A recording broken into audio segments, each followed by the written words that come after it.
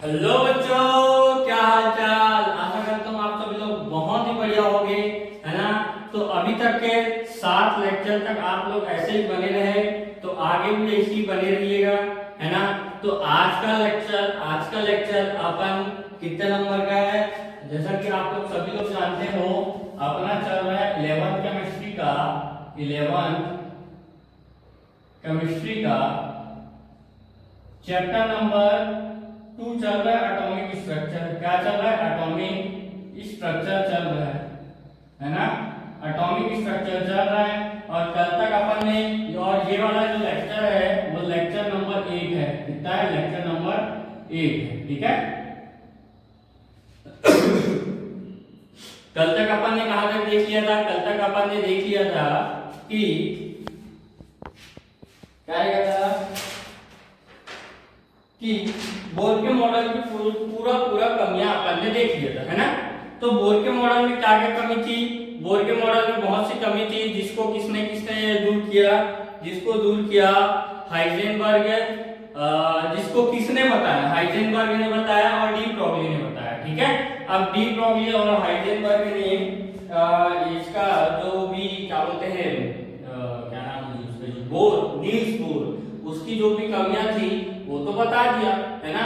लेकिन अब बात आता है कि इसको दूर कौन करेगा। तो इसको दूर करने के लिए एक आया श्रोडिंगर नाम का वैज्ञानिक। कौन आया? श्रोडिंगर। कल गलती से मैं बता दिया था श्रोडिंगर, श्रोडिंगर नहीं है भैया, श्रोडिंगर, ठीक है। तो इंग्लिश में इसका स्पेलिंग श्रोडिंगर, ठीक है। श्रोडिंगर इसका नाम है। अब इसने एक समीकरण दिया। क्या समीकरण दिया? इसने दिया डी स्क्वायर साई बटे में d x square plus d square psi बटे में d z square y square और जेड स्क्वायर, है ना। डी स्क्वायर साई बटे में d z square plus 8 x square z square बटे में एक समीकरण दिया था m square, G m square n का एन फिर आएगा ई माइनस बी इंटू में साई बराबर में जी। ये जो समीकरण है ये तो अभी तो नहीं पढ़ोगे, है ना, आज का टॉपिक नहीं है। ये जो टॉपिक है ये कॉलेज का, ठीक है। बीएससी फर्स्ट ईयर में तुमको ये टॉपिक अपने को दिख जाएगा, ठीक है। लेकिन मैं ये जो श्रोडिंगर है ये अपने को ये समीकरण दिया, है ना, और ये समीकरण दिया और अपने को ये बताया, अपने को यह बताया, क्या बताया कि इसमें जो साई स्क्वायर का जो मान है, साई स्क्वायर का जो मान है, इससे अपने को यह पता चलता है कि इलेक्ट्रॉन की जो स्थिति थी, है ना, जो बोर ने डायरेक्टली ये बोल दिया था कि वेग और स्थिति दोनों एक साथ बता दिया था, है ना। तो इसने क्या किया? वेग और स्थिति को एक साथ बताया, बट साई स्क्वायर ये बताता है कि इलेक्ट्रॉन की स्थिति की संभावना किधर ज्यादा होगी, ये अपने को साई स्क्वायर बताता है। क्या बताता है? साई स्क्वायर बताता है ना। और इस समीकरण को जैसे ही अपन ने सॉल्व किया, यानी कि श्रोडिंगर ने जैसे ही सॉल्व किया, तो इनके द्वारा इसकी इस समीकरण को जैसे ही हल किया तो 3 क्वांटम संख्या अपने पास आई। कितनी? 3 क्वांटम संख्या है। अब आप चले जाओगे सर पे, ये बोलोगे सर अपन तो जानते हैं, अपन तो होशियार है, 4 क्वांटम संख्या होती है। रुक जा, है ना। इससे अपने को 3 क्वांटम संख्या मिली। पहला है मुख्य क्वांटम संख्या, है ना, दूसरा है द्विगंशी क्वांटम संख्या, तीसरा है अपने पास चुंबकीय, है ना, चुंबकीय, और चौथा जो है वो अपने को इससे प्राप्त नहीं हुआ, वो श्रोडिंगर ने खुद अपने से सॉल्व करके बताया, वो था चक्रण क्वांटम संख्या, है ना, क्या था, चलकर क्वांटम संख्या अपने पास प्राप्त हुए थे। ठीक है, यहाँ तक क्लियर है। अब देखो बात कुछ ऐसी है ना, बात कुछ ऐसी है कि आज अपन बात करने वाले कौन से टॉपिक पे, आज अपन बात करने वाले सबसे पहले आज अपन बात करने वाले हैं, सबसे पहले अपने पास टॉपिक होगा कि क्वांटम संख्या, क्वांटम नंबर, है ना, क्वांटम नंबर के बारे में पढ़ेंगे। दूसरा क्वांटम नंबर में जितने भी आते हैं क्वांटम नंबर्स के बारे में पढ़ेंगे। ठीक है, दूसरा अपन पढ़ेंगे इलेक्ट्रॉनिक विन्यास के बारे में, जिसके बारे में इलेक्ट्रॉनिक विन्यास के बारे में। ठीक है, इलेक्ट्रॉनिक विन्यास के बारे में। ठीक है, ये दो टॉपिक आज अपन कवर करेंगे और इसी दोनों टॉपिक के साथ आज का ये जो पूरा चैप्टर है आज में पूरा का पूरा खत्म हो जाएगा। ठीक है, तो हो जाएगा, आज में पूरा का पूरा खत्म हो जाएगा।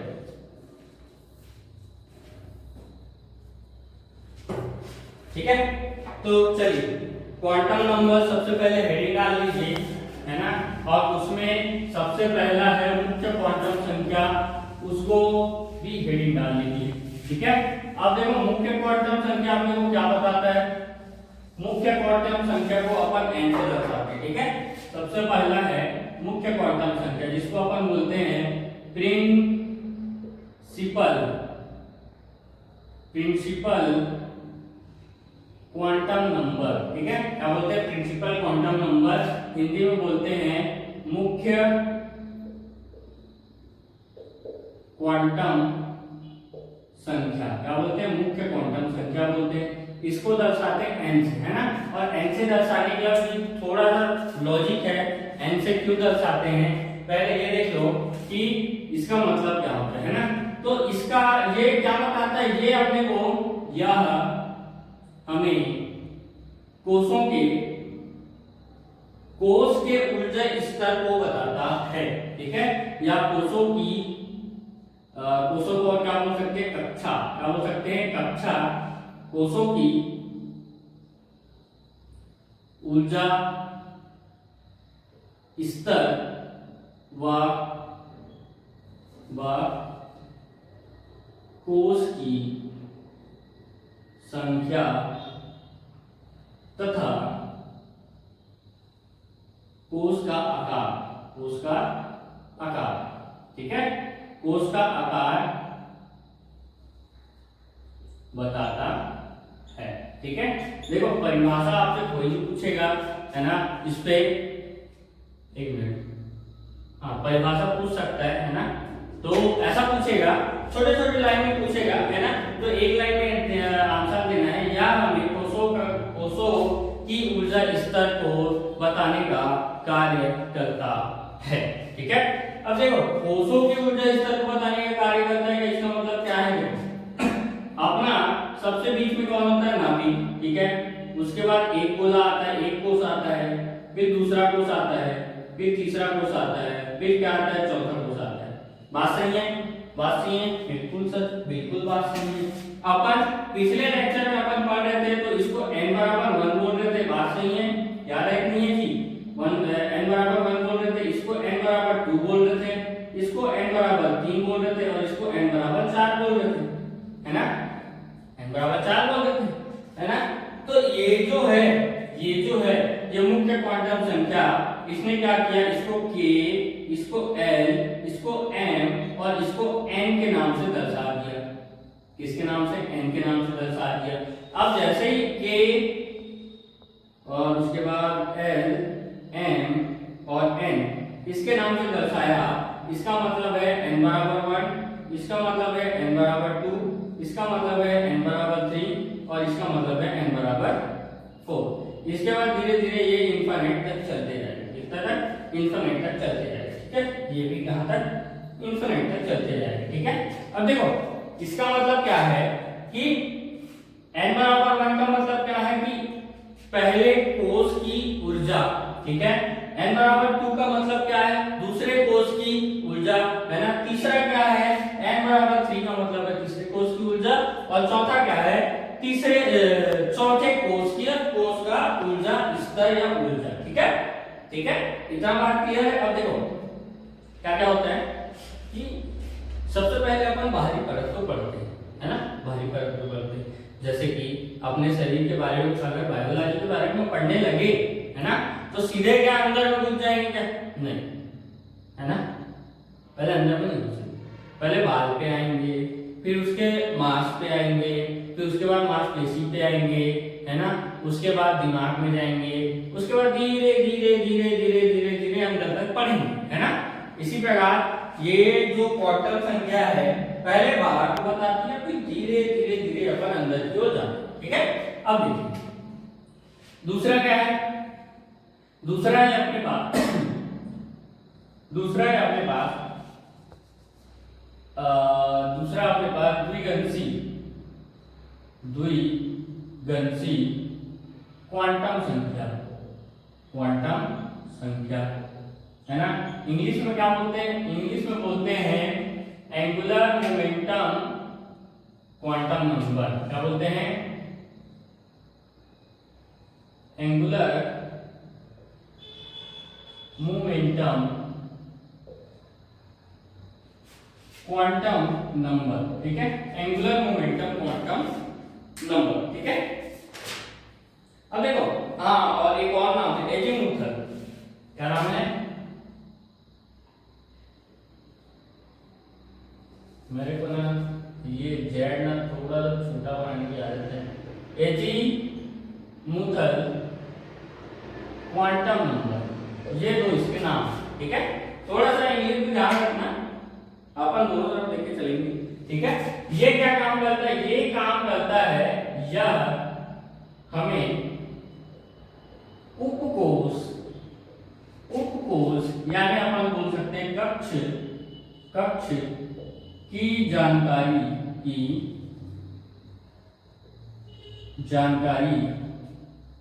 प्रदान करता है। क्या करता है? प्रदान करता है। ठीक है, अब देखो उपकोष क्या होता है?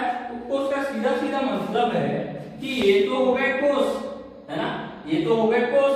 अब इसके अंदर और क्या आते हैं? कोष आते हैं, है ना, और क्या आते हैं? कोष आते हैं। ठीक है, और कोष आते हैं जिसको जैसे अपना एक घर, ठीक है, क्या है ये एक मान के चलो अपना घर का एरिया है। ठीक है, मतलब ये ऊपर से देख रहे हैं, मतलब ऊपर हेलीकॉप्टर में बैठ के देख रहे हैं कि ऐसा है। ठीक है, और ये घर अभी बना नहीं है ना, ये घर अभी बना नहीं। अब देखो इसमें मेरे मम्मी ने ये अपना एक सेपरेट रूम बनाया, ये आप पापा ने एक अपना सेपरेट रूम बनाया, मेरे एक भाई ने अपना सेपरेट रूम बनाया, और मेरे जो भी है मैं अपना एक सेपरेट रूम बनाया। ठीक है, मैं यहाँ रहूंगा। ठीक है, मैं यहाँ रहूंगा, मेरा नाम क्या है? लोमस। ठीक है, मेरे भाई का नाम भी क्या है? लव है ना, एलवी। ठीक है, मम्मी यहाँ रहेगी और पापा यहाँ रहेंगे। ठीक है, ठीक है, अब देखो इसमें अपना जो सेपरेट क्या होगा? सेपरेट अपना डिवाइड होगा कि यहाँ मैं रहूंगा, यहाँ मेरा भाई रहेगा, यहाँ मम्मी, यहाँ पापा रहेंगे। ठीक है, तो इलेक्ट्रॉनों का भी क्या रहता है कि ये जो दिख रहा है, ये जो गोला दिख रहा है, इसके अंदर गोलाकार, डमलाकार, डबल डमलाकार, थोड़ा गलत हो गया, डबल डमलाकार, है ना, डबल डमलाकार, और एक 3D में डम्बल आकार का थोड़ा सा बनाना चाहूँ, है ना, इसको थोड़ा सा समझाना, ऐसा ब्लैक बोर्ड में मतलब व्हाइट बोर्ड में समझाना थोड़ा सा मुश्किल है। तो ये 3D में डम्बल आकार ऐसा कुछ आकृति अपना बनता है। ये गोला है ना, ऐसा गोला रहता है। इसके अंदर, इस कोष के अंदर ऐसे कोष बने होते हैं। ठीक है, और ऐसे कोष बने होते हैं तो इसी में क्या होते हैं? इलेक्ट्रॉन भरे होते हैं। ठीक है, इसी में क्या होते हैं? इस इलेक्ट्रॉन जो है वो अपना एक रूम सेपरेट कर लेते हैं, ये मान के चलो। ठीक है, जैसे मैं यहाँ पर मैं अपना रूम सेपरेट कर लिया, है ना, उसी प्रकार ये जो क्या करते हैं, ये अपना एक आकृति सेपरेट कर लिए होते हैं और उसमें अपन बैठ जाते हैं। ठीक है, ठीक ठीक है। जैसे कि अपन ने यहाँ पर रूम छाट दिया, वैसे ही इन लोग क्या करते हैं, इनके लिए एक सेपरेट क्या बना रहता है, रूम टाइप का एक आकृति बना रहता है, उसी के अंदर अपन इलेक्ट्रॉन जाके बैठ जाता है, ठीक है। अब देखो इसमें ये जो आकृति होता है, सबसे पहला आकृति होता है, यानी कि सबसे पहला उपकोष होता है वो S होता है, उसके बाद P होता है, उसके बाद D होता है, उसके बाद होता है F। क्या होता है? S P D F, ठीक है। अगर मैं इसको थोड़ा सा अच्छे से बताना चाहूं तो L बराबर S हो जाएगा। अरे यार मिटाइए, चलो कोई बात नहीं। इसको दर्शाते हैं L से, ठीक है, याद रखना किससे, L से। तब L बराबर क्या हो जाएगा, L बराबर हो जाएगा S, है ना, L बराबर हो जाएगा P, L बराबर हो जाएगा अपना D, और L बराबर हो जाएगा F, ठीक है। L बराबर S P D F, ठीक है। अब देखो थोड़ा सा आकृति की बात करते हैं, है ना, इसकी बात करते हैं, आकृति की बात करते हैं। उससे थोड़ा सा पहले अपन एक चीज जान लेते हैं कि ये जो S कक्षक जैसे बनता है वो क्यों बनता है, ठीक है। तो जब भी अपन इसका मान निकालते हैं, है ना, इस L का मान निकालते हैं, L यानी L का मान होता है अपना 0 से लेकर n-1 इसका मान होता है, ठीक है। अब S के लिए क्या निकालेंगे, देखो अब S के लिए क्या होगा कि 0 से n-1 यानी कि 0 में, और ये जो S है वो मान के चलो पहले कक्षक की है ना, एक ही लेना है, तो 0 से 0 तक यहाँ पर मान रखेंगे तो 0 ही आएगा ना। तो इसका L का नंबर अगर 0 आता है तो S की आकृति बनती है। उसके बाद 0 से 1 तक जाएंगे, 2 तक जाएंगे तो अपने को 1 प्राप्त होगा, यानी कि इसकी 1 नंबर पर P की आकृति बनती है, इसका 2 नंबर पर D की आकृति बनती है, और इसका 3 नंबर पर F की आकृति बनती है, ठीक है। इतना याद रखो कि S बराबर 0, P बराबर 1, D बराबर 2, F बराबर 3, ठीक है। इतना बस याद रखो, ठीक है। मैं ऐसा बोल रहा हूँ, ऐसा कर लो, ठीक है। अगर S की आकृति होती है ऐसा गोलाकार, ठीक है, P की आकृति होती है ऐसा डंबल आकार, D की आकृति होती है डंबल आकार, डबल डंबल आकार, ठीक है। इसकी F की आकृति होती है डंबल की आकार की होती है, बट ये जो होता है थोड़ा सा 3D में होता है, ठीक है, इसमें होता है 3D में होता है, ठीक है। अब देखो 3D में कैसा होता है, ये कुछ ऐसा, इसके पीछे बनाना चाहूं तो ये कुछ ऐसा, और इसके सामने में बनाना चाहूं तो ये कुछ ऐसा आ जाएगा सामने में, है ना, या फिर लाइन खींच के बता दूं चलेगा। देखो ये हो जाएगा, ये हो जाएगा, ये हो जाएगा, और इसके पीछे ये, और इसके नीचे ये, ठीक है। अगर समझ में आ गया होगा तो कुछ इस प्रकार, एक मिनट बताते हैं, है ना, जुगाड़ तो लगाना ही पड़ेगा, जुगाड़ लगाना पड़ेगा, जुगाड़ लगा भैया।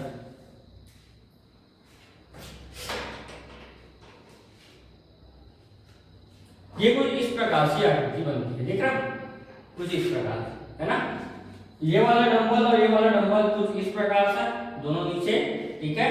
ये जो आगे पीछे हो रहा है, ये जो साइड का है, ये दोनों, ये वाला डंबल और ये वाला डंबल और ये वाला ऐसा हो गया। ये जो आकृति है ये किसकी है, D की, ठीक है, इसकी है D की। अब इसको और इसको पीछे तरफ और लगा दूं, उसके बाद अपने को किसकी आकृति प्राप्त हो जाती है, F की आकृति प्राप्त हो जाती है। अब यार थोड़ा सा दिक्कत हो रहा है, ऐसे में आएगा, अरे ये तो बड़ा हो गया, कुछ ऐसा, ठीक है, समझ में आ रहा है, आशा करता हूँ बहुत अच्छे से समझ में आएगा, है ना। क्या है उसमें बनाने में थोड़ा सा कॉम्प्लेक्स हो जाता है अपने लिए, फिर भी समझाने के लिए, ठीक है। और ये नंबर याद रखो, S के लिए 0, P के लिए 1, D के लिए 2, और और F के लिए 3। इतना याद रखना, ठीक है। 1 2 3 याद रखते ना, 1 2 3 4, ये 4 सब में एक एक माइनस करते जाना, आपको प्राप्त हो जाएगा, ठीक है।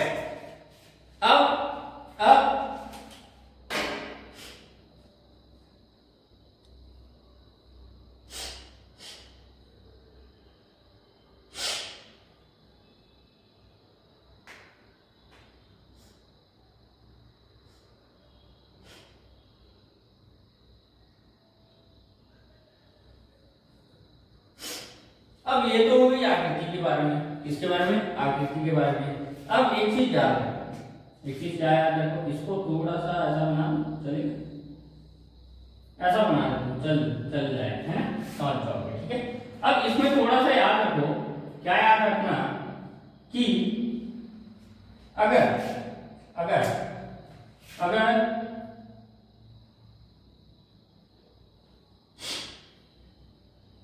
अगर अगर अगर अब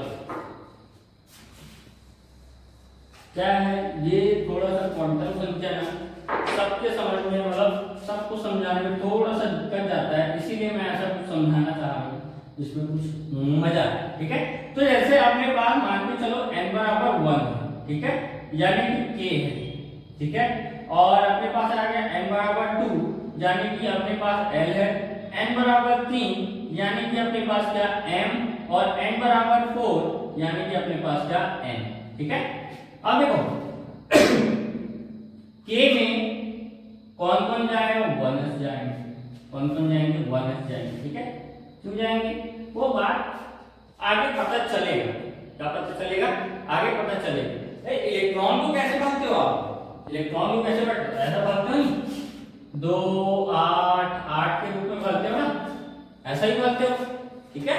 तो इलेक्ट्रॉन को ऐसा देखो, पहली कक्षा में 2, दूसरे कक्षा में 8, तीसरे कक्षा में 8, इस प्रकार से भरते हो ना, ठीक है।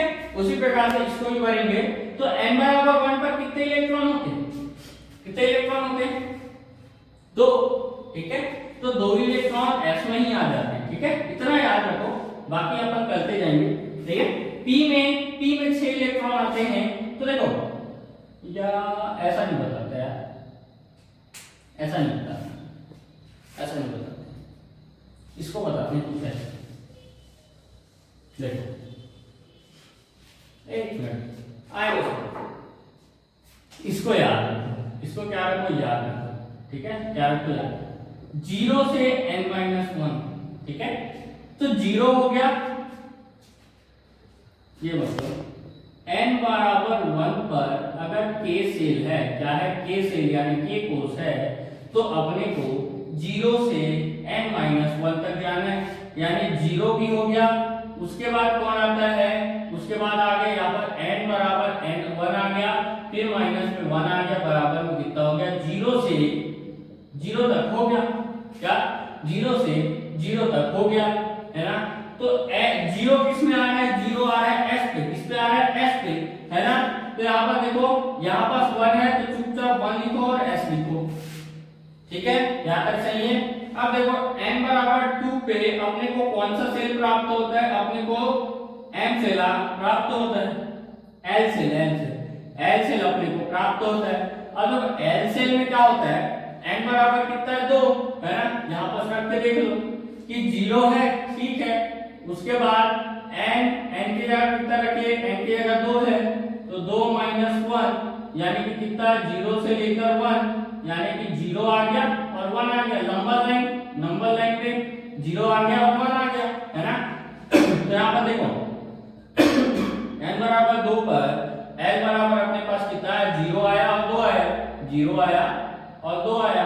अब देखो 0 s पे आ रहा है और सॉरी 0 आया और 1 आया, ठीक है, 2 ठने आए, 0 s पे आता है और 1 पर क्या आता है, p आता है, तो कितना है आगे, तो 2s और 2p, ऐसा हो जाएगा, ठीक है।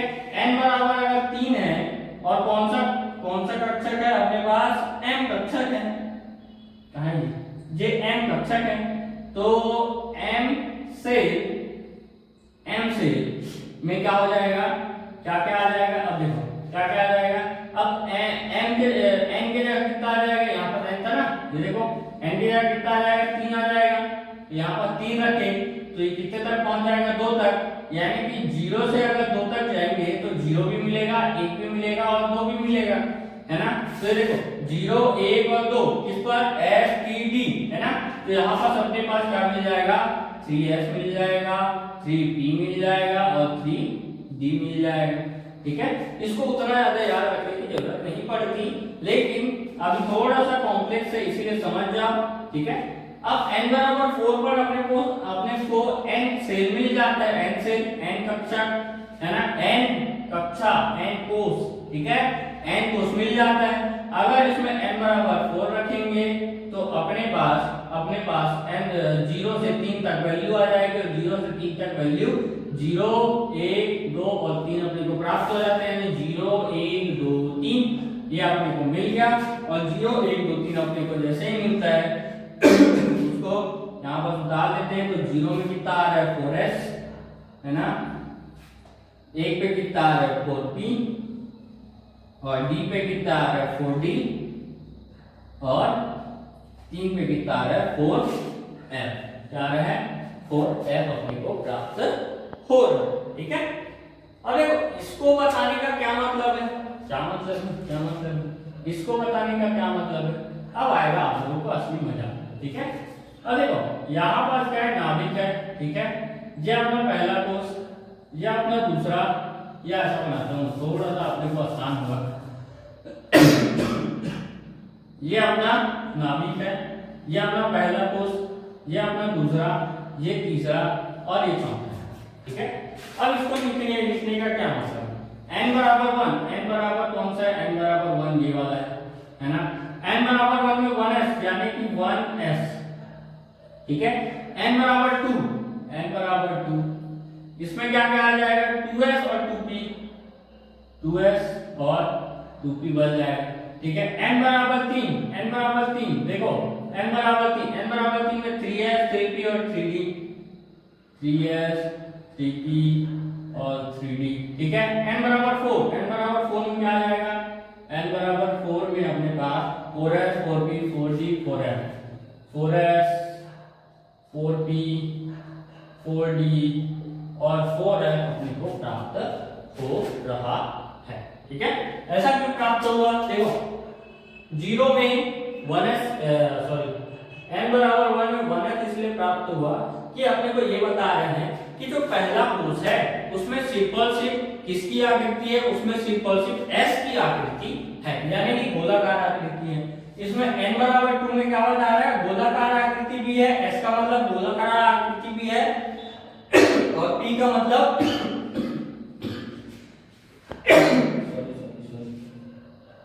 हाँ, s का मतलब गोलाकार आकृति भी है और p का मतलब डंबलाकार आकृति भी है। जो 2 है वो सेल को प्रदर्शित कर रहे हैं। ठीक है, अब देखो n बराबर 3 है, इसका मतलब इसमें गोलाकार आकृति, डंबल आकार आकृति और डबल डंबल आकार आकृति भी है। इसमें चारों आकृति है, गोलाकार आकृति, डंबल आकार आकृति, डबल डंबल आकार आकृति और अपने 3D में ट्रिपल या 3D डंबल आकार आकृति भी अपने पास प्राप्त है। ठीक है, ठीक है, इसका कहने का थोड़ा सा ये मतलब था। ठीक है, अब आते हैं चुंबकीय क्वांटम संख्या की ओर। चुंबकीय क्वांटम संख्या अपने को क्या बताता है? चुंबकीय क्वांटम संख्या अपने को कक्षा बताता है। क्या बताते हैं? कक्षा बताते हैं, सॉरी कक्षक बताते हैं। क्या बताते हैं? कक्षक बताते हैं ना। तो यही बात हो जाएगा। देखिए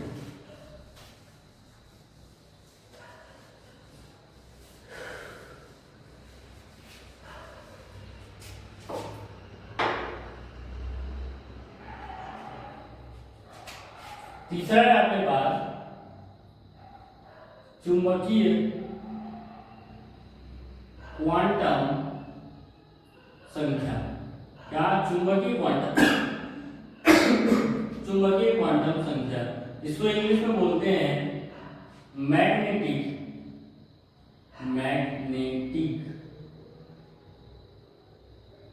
क्वांटम नंबर। ठीक है, इसको रिप्रेजेंट करते हैं ml से। किससे?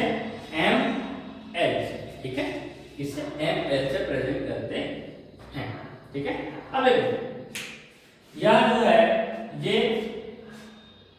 यह हमें कक्षक के बारे में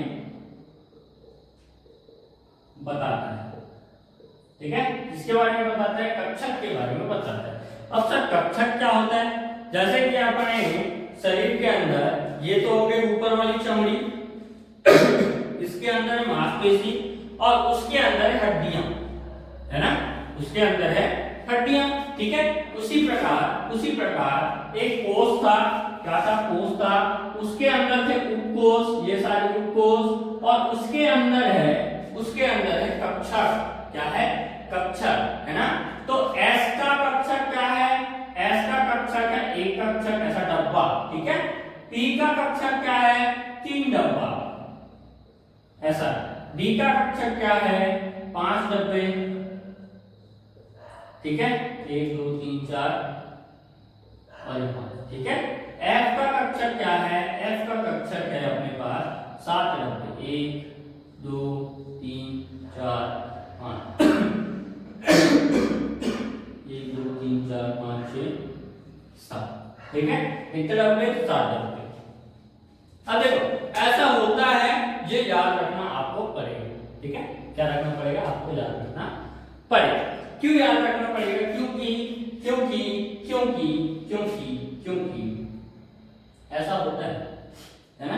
ये डब्बा इसलिए बनाया हूं क्योंकि इसमें मैक्सिमम से मैक्सिमम कितना इलेक्ट्रॉन अपन भर सकते हैं, ये सब कक्षक अपने को बताते हैं कि क्या बताते हैं। ये सब जो कक्षक हैं वो अपने को इसी की जानकारी देते हैं कि किसी उपकोष में कितना मैक्सिमम से मैक्सिमम इलेक्ट्रॉन भरा जा सकता है और कितना मिनिमम से मिनिमम इलेक्ट्रॉन भरा जा सकता है, ठीक है।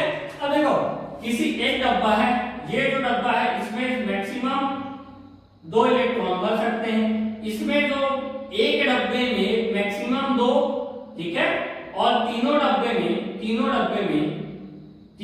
में मैक्सिमम 6 इलेक्ट्रॉन भर सकते हैं, ठीक है।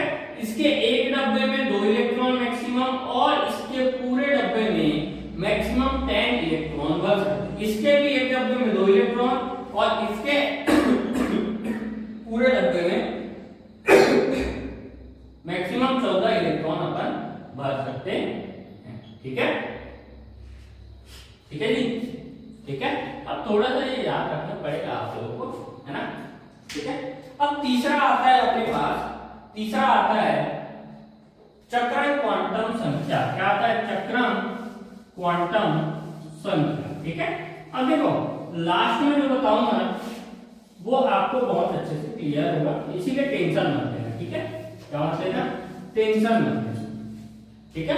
लास्ट जो है अपने पास चौथा जो है, फोर्थ है चक्रण क्वांटम संख्या। क्या? चक्रण क्वांटम संख्या, ठीक है। इंग्लिश में बोलते हैं इसको स्पिन क्वांटम नंबर, ठीक है। तो देखो ये इसको रिप्रेजेंट करते हैं ms से, किससे? ms, ठीक है। ये अपने को क्या बताता है?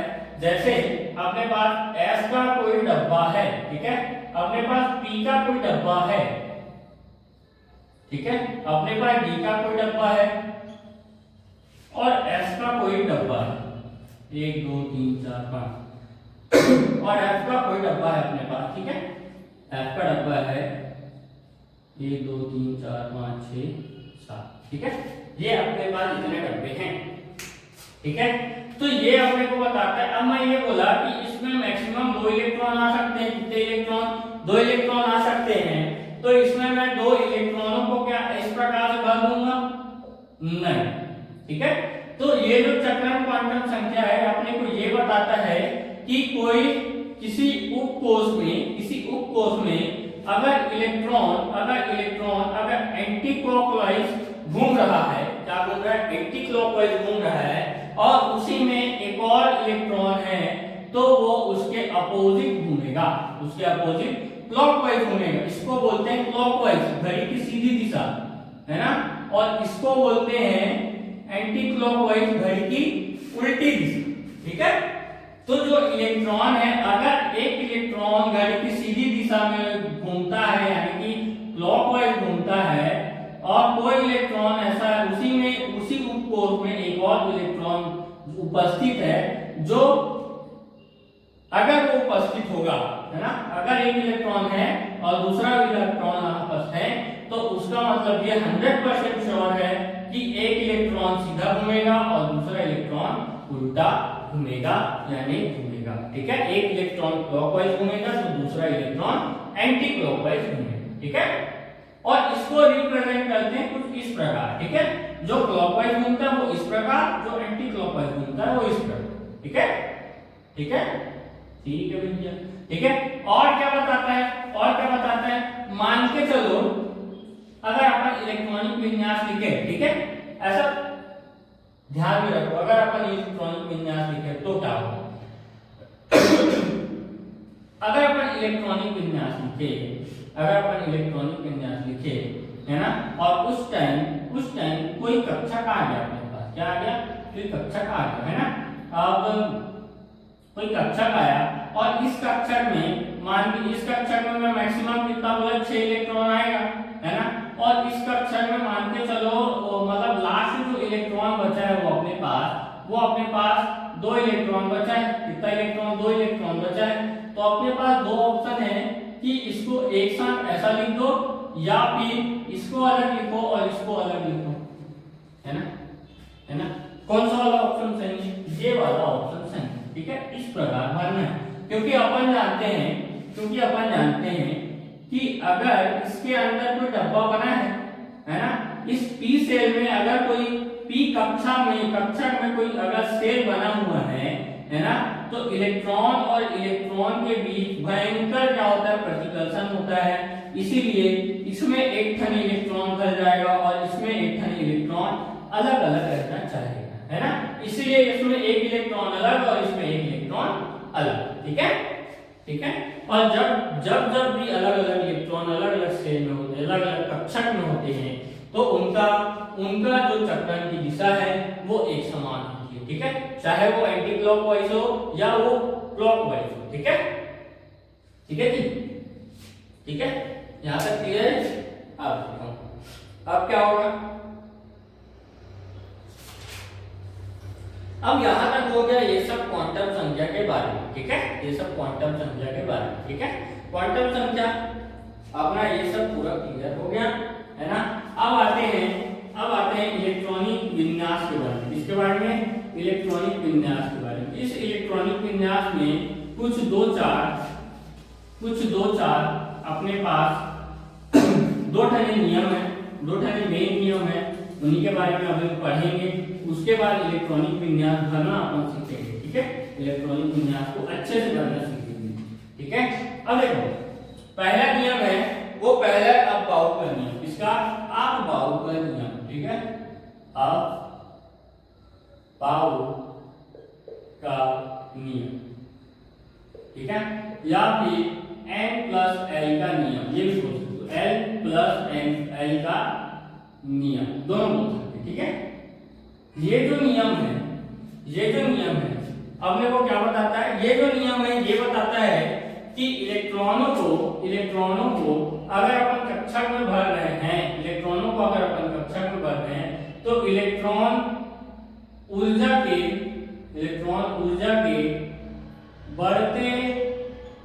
बढ़ते क्रम में भरना, बढ़ते क्रम में रहना पसंद करते हैं। क्या करते हैं, पसंद करते हैं, ठीक है। या फिर ऐसा बोल सकते हैं कि इलेक्ट्रॉन सदैव पहले कम बढ़ते क्रम में रहना चाहते हैं। इलेक्ट्रॉन सदैव बढ़ते ऊर्जा क्रम में भराते हैं या जाते हैं, जाते हैं। ठीक है, ये हो सकता है। ठीक है, अब कैसे हो सकता है तो कौन बताएगा? n प्लस एल का नियम बताएगा। ठीक है, जैसे कि आपके पास क्या है, अपने पास मान के चलो, अब पूरा लिख लो ना। अब देखो पहला स्टेज में मैं क्या बताया था, ये जो क्या था, ये जो अपना पारमाणविक था, पहला n बराबर 1 में कौन सा आया था? 1s आया था, है ना। n बराबर 2 में 2s और 2p आया था। n बराबर 3 में 3s 3p और 3d आया था। और n बराबर 4 में 4s 4p और 4d आए थे। 4p 4d और 4f भी आया था, है ना। ये n बराबर 1, ये n बराबर 2, ये n बराबर 3 और ये n बराबर 4। ठीक है, तो उसको मैं कुछ इस प्रकार लिख रहा हूं जैसे कि 1s पहला से, दूसरा 2s 2s और 2p, तीसरा है 3s 3p और 3d, चौथा है 4s 4p और 4d और उसके बाद 4f। ठीक है, अब इसमें अपने को ये बताना है कि इलेक्ट्रॉन सबसे पहले किस में आएंगे, है ना। इलेक्ट्रॉन सबसे पहले इन सभी में से, अब इसको देखो, इसको मैं जब भी लिखना चाहूंगा तो इसमें मेरे को ये नहीं पता कि किसकी ऊर्जा अधिक है और किसकी ऊर्जा कम है। ठीक है, तो वो कौन बताएगा? n प्लस एल का रूल बताएगा। n प्लस एल का रूल बताएगा। ठीक है, ये देखो 1 का मतलब है n, है ना। यहाँ पास n बराबर कितना है? 1 प्लस l का मतलब कितना है? 0, s का मतलब कितना है? 0, है ना। है कि नहीं? याद है ना। ये जो सामने है ये किसको रिप्रेजेंट कर रहा था? ये कक्षा को रिप्रेजेंट कर रहा था। कक्षा यानी कोष को रिप्रेजेंट कर रहा था। याद है कि नहीं है ना। और ये जो है इसको रिप्रेजेंट कर रहा था, ये उपकक्षक है। क्या है? उपकक्षक है। ठीक है ना, क्या है? उपकक्षक है ना। अब देखो कक्षा यानी कि n, उपकक्षा s बराबर 0। ठीक है, अब यहाँ पास ऊर्जा कितना आ गया? 1 आ गया। कितना आ गया? 1 आ गया। ठीक है, यानी कि सबसे पहले इस पे भरा जाएगा। फिर 2s का मतलब 2 प्लस 0, है ना। 2 प्लस 0 और उसके बाद 2p, 2 प्लस 0 यानी कि इसका मतलब है 2 और 2p यानी कि 2 प्लस p का मतलब कितना? 1। ठीक है, बराबर में 3। ठीक है, अब इधर देखो 3s यानी कि 3 प्लस 0 बराबर में 0। अब देखो यहाँ पर, देखो यहाँ पर फंसे ना, यहाँ पर फंसे कि नहीं फंसे? यहाँ पर इस 3 का मान भी 0 है और यहाँ पर भी 3 का मान 0 है। ठीक है, इसमें तो पता चल गया, इसमें तो अपने को पता चल गया कि s छोटा है। इसमें तो अपने को पता चल गया s1s छोटा है। ठीक है, किससे? 2s से। ठीक है, अब देखो उससे बड़ा है, 2s से बड़ा है कौन है? 2p। कौन बड़ा है? 2p। अब इसके बाद एक कंफ्यूजन आता है कि 2s के बाद देखो 2s के बाद ये 2p का मान और ये 3s का मान, दोनों का मान इक्वल है ना।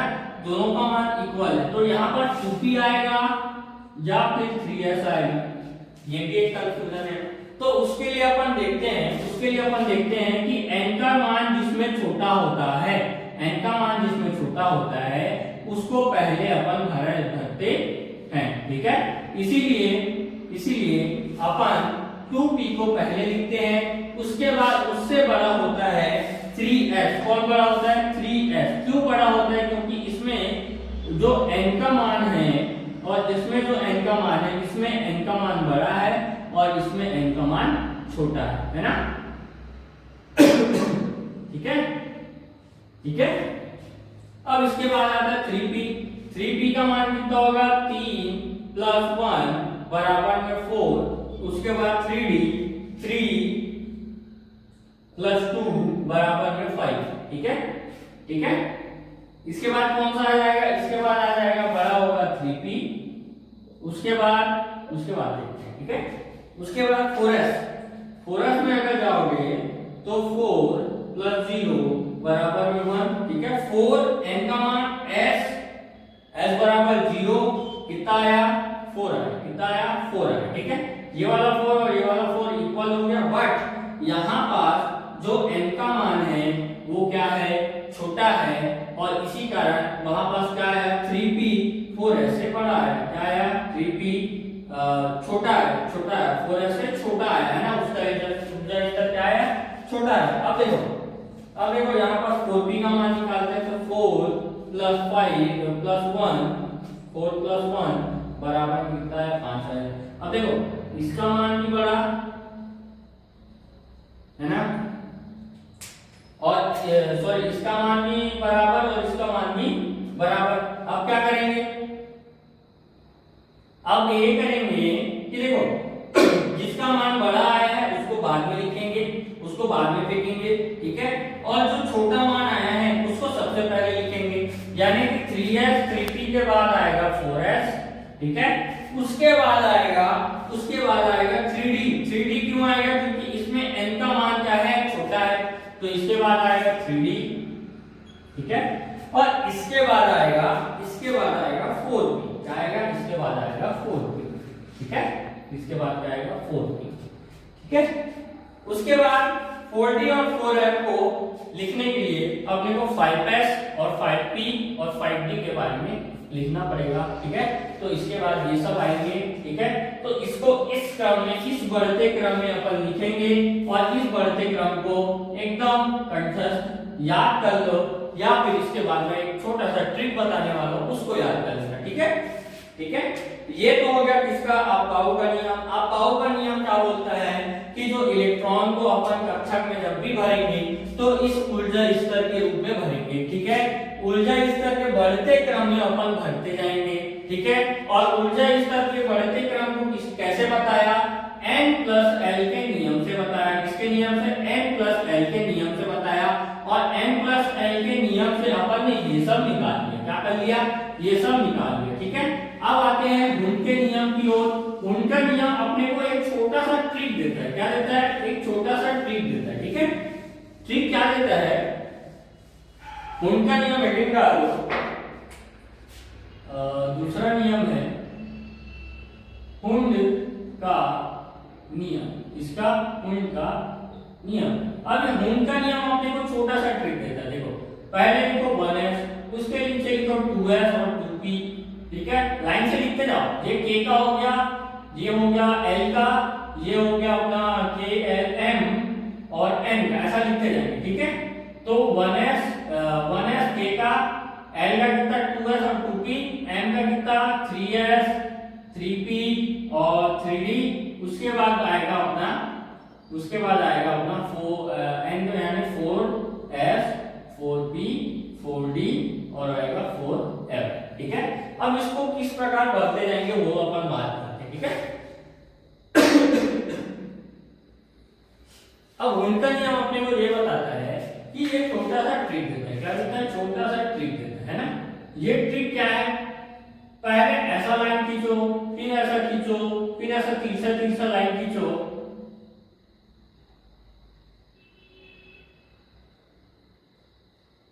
ऐसा लाइन खींचो, ठीक है। इस प्रकार अपन ऊर्जा स्तर भरते हैं, ठीक है। देखिए पहला लाइन कौन सा कटा 1s, ठीक है। अब उससे बड़ा कौन है 2s, अब इससे बड़ा कौन है 2p, और उसके साथ कौन कटा 3s, फिर उसके बाद उससे बड़ा कौन 3p, फिर इसके बाद इससे बड़ा कौन 4s, फिर उसके बाद 3d और 3d से बड़ा 4p, है ना। इसके बाद इन दोनों को अगर देखेंगे तो यहाँ पर 5s 5p है ना, 5d और 5f, ऐसा थोड़ा सा लंबा चलते जाएगा। उसके बाद 8 या 9 में यहाँ पर G भी आ जाता है, क्या आता है, G भी आ जाता है और H भी आ जाता है ना। जैसे F P D F जो चल रहा है उसके साथ 9th या 10th में G भी आ जाता है और H भी आ जाता है, ठीक है। लेकिन वो अपने को नहीं पढ़ना, उसके बारे में उतना टेंशन नहीं खाना, ठीक है। तो यहाँ तक समझ में आया। और ये क्या बताता है, ये बताता है कि अगर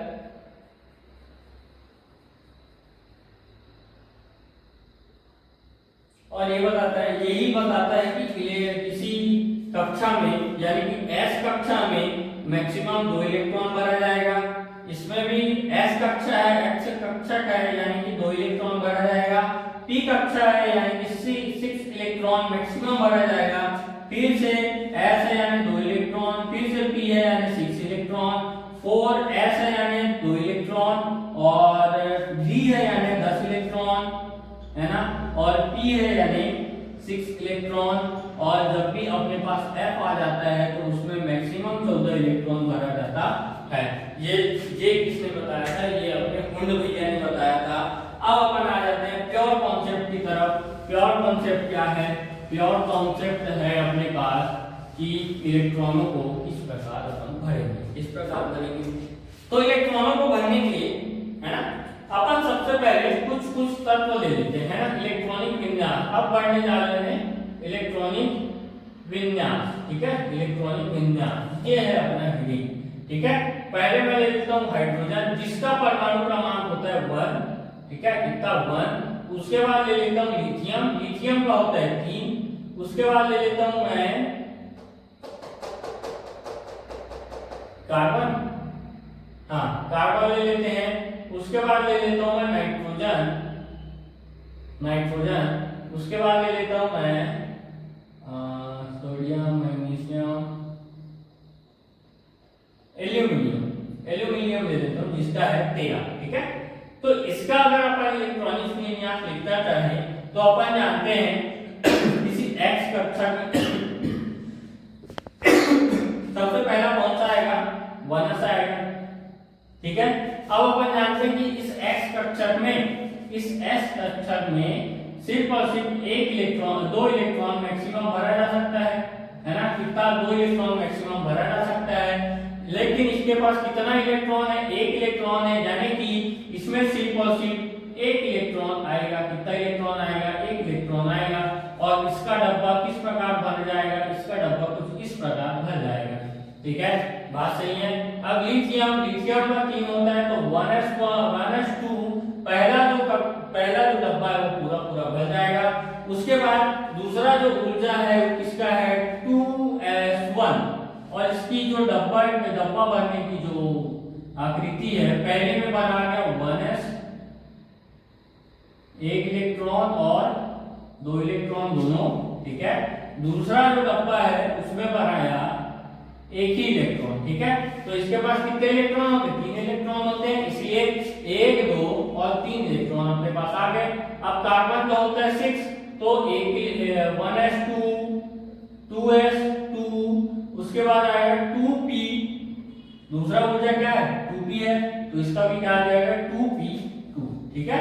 अब देखो इसका कैसे बना जाएगा, 1s2 यानी कि इसमें कितना इलेक्ट्रॉन, 2 इलेक्ट्रॉन, इसमें इस पे भी 2 इलेक्ट्रॉन, क्योंकि ये पूरा फुल हो जाएगा। लेकिन अपने P कक्षक में कितने डब्बा होता है, 3 डब्बा होता है। लेकिन उसके बाद बचा कितना इलेक्ट्रॉन है, 2 इलेक्ट्रॉन, तो 1 इलेक्ट्रॉन यहाँ पास रहेगा और 1 इलेक्ट्रॉन यहाँ पास रहेगा, है ना। इसके बाद नाइट्रोजन कितना होता है 7, तो 1s2, 2s2 और 2p3, तो 3, 2 और 2 कितना हो गया 7 इलेक्ट्रॉन। और यहाँ पर भरेंगे कैसे, पहले 1s में 2 इलेक्ट्रॉन, 2s में भी 2 इलेक्ट्रॉन, फिर P कक्षक में अपने पास क्या आ जाएगा 1, 2 और 3 इलेक्ट्रॉन, ठीक है। 1, 2, 3, 4, 5, 6 और 7 इलेक्ट्रॉन अपने पास भर गए, ठीक है। ये कौन सा है, 1s वाला है, ये है 2s वाला और ये है 2p वाला, ठीक है। अब आते हैं एल्यूमिनियम की ओर। एल्यूमिनियम होता है 13, है ना। तो 1s2, 2s2, 2p3, 2p6 कितना आ जाएगा, 6 आ जाएगा। 4 और 6 10 हो गया। उसके बाद 3s2, उसके बाद क्या आ जाएगा 3s आ गया ना, देखो 3s आ गया। इसके बाद क्या आएगा 3p आएगा, क्या आएगा 3p। 3p में कितना 1, ठीक है। इसका अपन डब्बा देखें तो पहला ये हो गया 1s का, उसके बाद आएगा 2s का, उसके बाद आएगा 2p का, उसके बाद आएगा 3s का, उसके बाद आएगा अपना 3p का। तो ये 2s का हो गया अपना, ये किसका हो गया, ये अपना हो गया 2p का हो गया 3 डब्बा, ये हो गया अपना 3s का 1 डब्बा, उसके बाद ये अपना आ गया 3p का 3 डब्बा। ये इसमें कितना इलेक्ट्रॉन 2 इलेक्ट्रॉन, ठीक है, एक सीधा और एक उल्टा। इसमें भी क्या एक सीधा और एक उल्टा, इसमें 1 2 3। देखो इसमें कितना भरा आएगा 6, है ना, यानी कि 3 तो भरा आ गया शुरू में, 1 2 3 कुछ इस प्रकार, ठीक है। अब 3 तीसरा बार आएगा 4 5 और 6, ठीक है। अब इसमें भी फुल है, 3s में भी फुल है, तो 1 और 2, उसके बाद 3p में सिर्फ और सिर्फ 1 है, तो 3p में 1 आ जाएगा, ठीक है। गिनते हैं 1 2 3 4 5 6 7 8 9 10 11 12 और 13। इस प्रकार से अपन इलेक्ट्रॉनिक विन्यास बढ़ते जाएंगे, लेकिन अपन याद रखेंगे कि इस ऊर्जा स्रोत को अपन याद रखेंगे कि इस ऊर्जा के क्रम में अपन क्या करते जाएंगे, इलेक्ट्रॉन यहाँ पर लिखते जाएंगे और उसके हिसाब से इस डब्बे में इस प्रकार भराता जाएगा, ठीक है, भराता जाएगा, ठीक है। तो आशा करता हूँ यहाँ तक आप लोगों को बहुत ही अच्छे से समझ में आया होगा, है ना। नहीं आया होगा कोई बात नहीं, एक बार वीडियो को और देखना, है ना, एक बार वीडियो को और रिपीट करके देखना, 100% गारंटी देता हूँ कि समझ में आ ही जाएगा, है ना। और इसी तरह ये वाला चैप्टर आपका पूरा का पूरा कंप्लीट हो गया, ठीक है। मिलते हैं नेक्स्ट चैप्टर के साथ और नेक्स्ट वीडियो के साथ। जय हिंद, जय भारत, जय छत्तीसगढ़। और हाँ, लाइक करना, शेयर करना और सब्सक्राइब करना भूलना मत, ठीक है। Bye bye.